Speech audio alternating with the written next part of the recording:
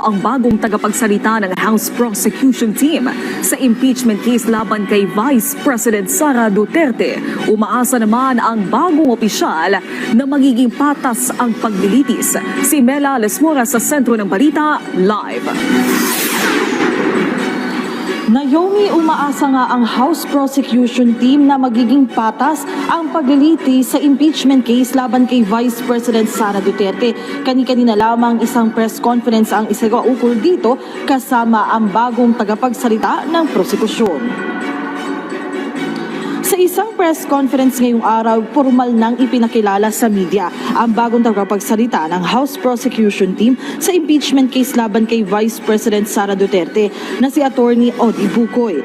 Ayon kay Bukoy, walang bayad ang kanyang serbisyong ito at tanging para sa bayan lang kaya niya ito ginagawa.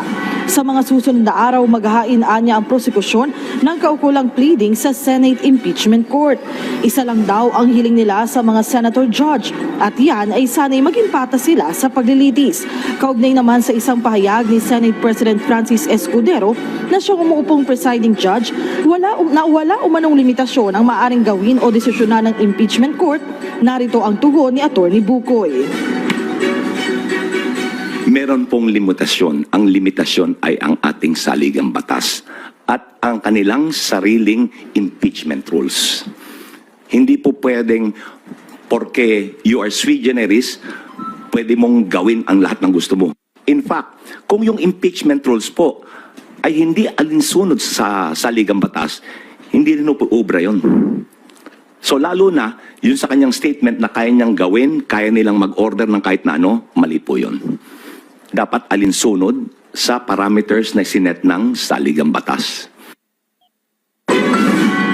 Naomi, kasunod naman ni Attorney Bukoy ay nagkaroon din ng press conference dito sa Kamara via Zoom si House Assistant Majority Leader Zia Alonto Adjong at sa ngalan nga ng liderato ng Kamara, init niyang buo rin yung suporta nila dito nga sa House Prosecution Team para sa impeachment case ni Vice President Sara Duterte at malinaw na patunay dyan yung kanilang mga pirma dito nga sa kaso na inaasahan nilang sa lalong madaling panahon nga ay masisimulan na ang paglilitis. Naomi? Maraming salamat, Mela Lesmoras.